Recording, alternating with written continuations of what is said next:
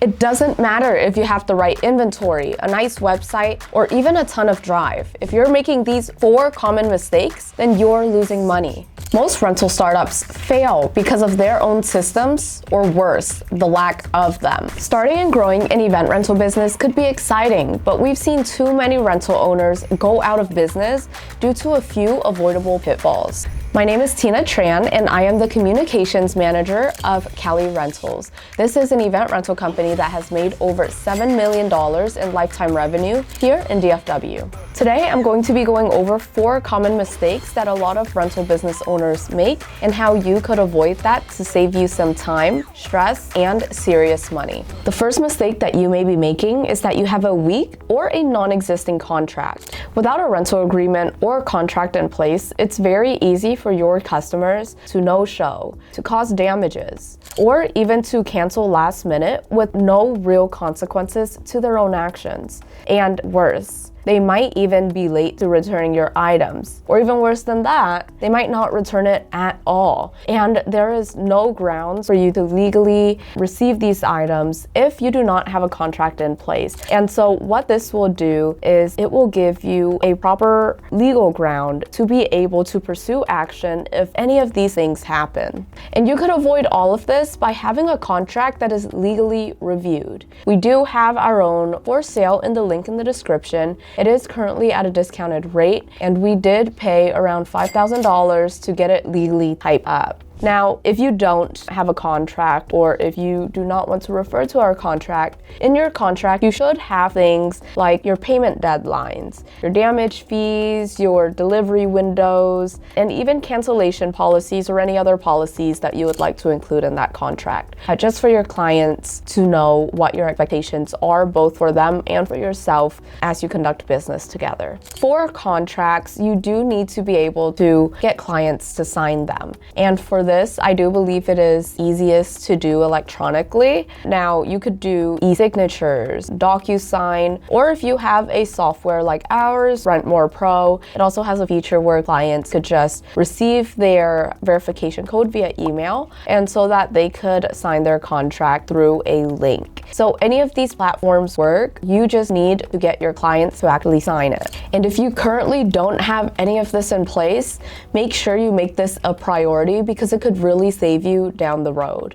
We have recovered almost $50,000 just by having a contract in place in case of any issues with clients, and this has really helped us out a lot. The second mistake that every new rental business makes is underpricing your items. Now, whenever you're starting off, you might be thinking, let's go cheaper. This is going to help us attract clients. This is going to help us stand out to our competitors. However, this is an absolute pitfall and the worst mistake you could make whenever you are pricing your items. You need to consider things like setup time, cleaning, repairs, wear and tear over time, as well as the lifespan of your items whenever you are pricing them. Now, whenever you are competing on price, this will drag you down to the absolute bottom whenever you're competing with other businesses. The way you price your rental items really dictates how your clients view your business, right? Typically, and let's just say this out in the real world, if you are buying a shirt, a bag, a shoe, or whatever it is, right? A lot of people have the mentality that a higher price tag means that it's worth more, while a lower price tag means that it's worth less. And so that's just on scarcity. And so it's kind of the same with your rental items as well. Although a low price tag may initially help you get clients, and it should be a good stepping stone for you to get clients, at least from the get-go once you're barely starting out. However, it should not ever be your fixed price. As soon as you get the ball rolling, as soon as you get those reviews and you get foot traffic and revenue coming in, you should always increase your prices. It is never wrong to increase it, because you know what the worth of your items are.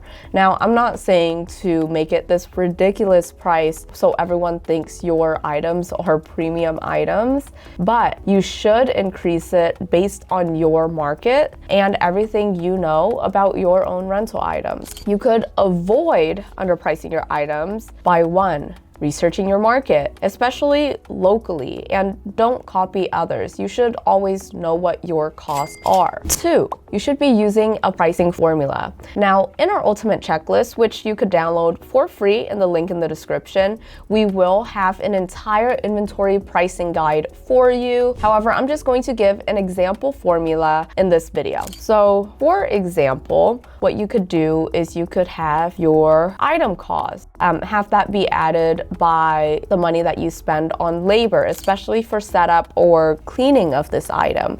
Now, you could do this by multiplying how much you pay your worker times the amount of time that it takes to actually clean the item.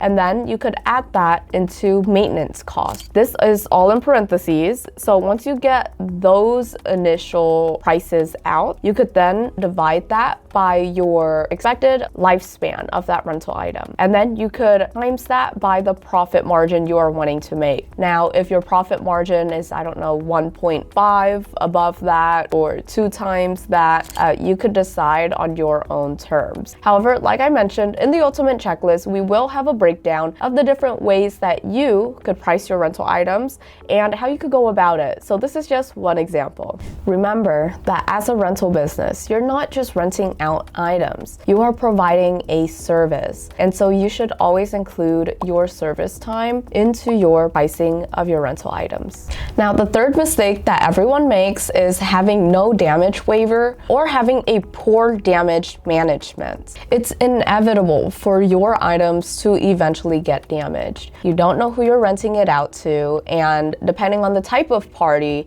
you're renting it out to, things could get wild. People are drinking, people are having fun, they're socializing. Who's to say someone's not going to stand on top of your table and jump on a chair or something? There's just so many things that clients could do whenever they're out partying and having fun. So what you could do to avoid this is just by setting clear ground rules whenever it comes to handling your items. To avoid any of this, or at least not to lose money constantly replacing all of your inventory items. Here are 3 ways to avoid that. So first, you need to make it clear in your contract. Before we do any events, whenever clients first pay their deposit, we do send out a contract to them and we make sure that they sign it before we actually go to their event. Now, within that contract, you could have policies in place like handling your items with respect and care. You could also have in your contract your damage waiver and just different things like that so that your clients could actually be legally binded to their actions whenever they are renting out your items. And this will make it more serious to them as well. Whenever they see that you have a contract in place and that you have policies in place, they know that their actions matter. So this is just a way of not only keeping them accountable, but also being able to pursue them if anything were to happen. All right, now the second thing that will help you is having a damage waiver. And for us, we have a damage waiver on every single order, not just ones that cause damages. So the reason why we do this, and for us, it is just 12% of their order subtotal. So the higher the subtotal, the higher our damage waiver is. And the reason why we do this is because it is like a security in place, right? In case someone does have damages, it is covered by their damage waiver. But if not, then it is just more revenue towards us, just for that little security blanket. And you might think, oh, that's crazy, my clients would never accept that because they haven't damaged anything yet. Well, we did make $7 million in lifetime revenue through services like this or through fees like this because people are still willing to make the payment as long as they know that your services and your rental items are of quality enough for it to be worth it. And I will say, on top of this, our damage waiver only covers non-negligent damages damages and smaller damages, meaning that if it is something of huge importance, like let's say the damage was so crazy, then we will charge them on top of that. But if it is something very light, maybe they broke a wine glass, maybe they left a stain on the linen or whatever it is, it will be covered in their damage waiver. Let's say they had broken something, it's more costly. What we'll do is we'll basically make them cover for that specific damage of that specific rental item. And so that's all it is. Now, third on this list is documenting the before and after photos of your rental items. What this means is, for example, whenever drivers drop off items, they will take pictures of those items, and whenever they pick up items, they will also take pictures of these items. The reason why we do this is, one, it helps our back office team count these items and make sure that we are getting everything back that we actually need. And two, it helps us to see any new damages that may have been inflicted during that time. Now, every single time whenever a rental item goes back into your inventory, whether it is a will call drop off or if it's actually, your driver's picking it up and taking it back to the warehouse, it always needs to be inspected. Now, not only does it need to be inspected, but it also needs to be counted, right? Damage could also come in the form of missing items. So you want to make sure that you have all the items in place and that it's inspected so that if any items are broken or it's not functioning like how it should have been prior to going out to that event, then you'll know who to reach out to and you'll know to mark this within your inventory so you know that that item is no longer active or that it needs to be under maintenance. Now, the fourth and final mistake that you are probably doing is poor delivery and pickup planning. Now, you could be missing your delivery windows. You could be spending excessive time stuck in traffic. You could be driving from one location to another that is just so far away and makes no sense. And then your customers get frustrated and your reviews take a hit.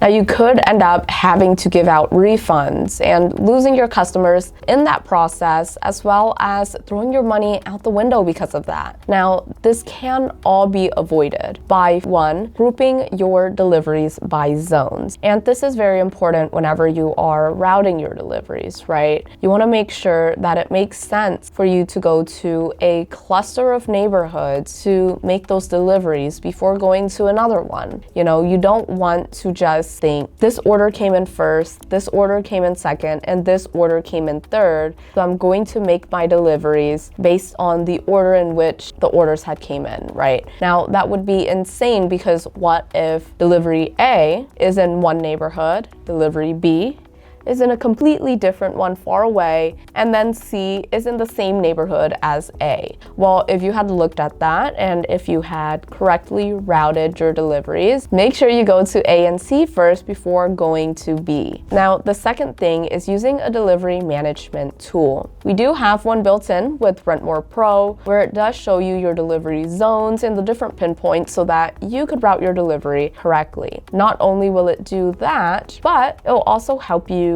separate your deliveries. If you do have multiple people running your deliveries and it's not just you doing everything yourself, then sometimes it does get difficult knowing who handles what. Now, within the software, driver 1 will be able to see all of their routes and only their route, while driver 2 will also only see their specific routes as well, so that none of these deliveries get mixed up and you are not running around like your head is cut off trying to figure out where to go and who should handle what. Now, lastly on this list is to charge a delivery fee fairly. And when I say fairly, I don't mean cheaply. I mean fair to how much it costs you to make these deliveries. This is not something that you should include all the time, This is a premium service. It's definitely not freebie. So you should consider things like time, labor, how long it takes to offload, onload, and even set up items within your delivery fee. fee. And the best option to do this is pricing your delivery by price per mile. Now, there's definitely a lot of different ways that you could price your delivery, but the best way is price per mile primarily because you are keeping track of every single mile traveled. And that is the best way to see how much fuel you are actually running. Because whenever you consider fuel and labor and all of these things, it's a lot better for you to not only break even with your deliveries, but actually have a profit margin on top of that for the deliveries, because you don't want to be spending all this time and work on labor just to break even or just to not profit on your deliveries at all. And so for this, I do have an example for you guys that I am going to show. This is the delivery pricing and setting that you're able to set up with Rent More Pro. But if you are doing everything manually, maybe you're calculating everything manually, this is a good way to look at it, right? So first you have simple, average, and top dollars, and this is just different pricing ranges, right? And I'm going to walk you through simple because it's the simplest way. So first you want to establish a base fee. What this means is that in every single delivery, this is going to be the absolute base fee that you're going to charge every customer. That's going to be $25. Now, you also have a minimum fee. What a minimum fee basically does is that if your base fee plus the calculated miles traveled does not reach up to $40, then what the system will do is it will automatically take the higher amount. So if 40 is higher than, I don't know, 27, maybe that's what was calculated for delivery, then the system will automatically charge your customer $40 instead of the 27. But if the calculation is higher, it will automatically take the higher amount. Now, on top of that, you could also charge a subtotal fee. For simple, it's $0, but at Kelly Rentals, we do definitely charge a subtotal fee. And the reason why we do this is because you need to consider what items you're transporting. Typically, the bigger items are more pricey, things like tents. And so whenever you are considering the heavy load of it and how long it takes to actually offload these items, having a subtotal fee is perfect for that, because then you could take a percentage of that and add it into your delivery. Now, last is just max fee. This is just capping off your delivery pricing. We don't do this, so I believe you shouldn't, especially if you travel out of state as well, right? Because then it'll just rack up the miles and you'll just get more out of your delivery fees. At the end of all of those base establishing fees, you do have the pricing per mile. So I'm going to help you understand this, right? So from mile 1 to mile 10, maybe you are going to charge $1 per mile. If it's 10 miles, then it's $10. If it's 2 miles, then it's $1. And we just add that on top of the base fees that we've already established. Now, from 10 miles to 15, you might want to increase this a bit. So now it's increased to $1.25. From 15 to 20, it'll be $1.38. 20 to 30, it'll be $2, and so forth until you get to 75 plus miles, which will then be $4 per mile. Now, the reason why you do want to increase your cost per mile whenever you are going higher is because you do have to consider, this is far. It is going to take a toll on your fleet. And so just gradually increasing that amount will help you charge more for farther deliveries while keeping all of your local deliveries at a manageable cost. Now, these are just a couple of pitfalls that we see commonly happen in new rental businesses. If you enjoyed this video and would like to see more like it, please click this playlist up here. Otherwise, please like, comment, share, and subscribe so we could bring you more videos like this. And remember to check out the links in the description for your free ultimate checklist, as well as a demo for our software that could really help you solve a lot of these issues.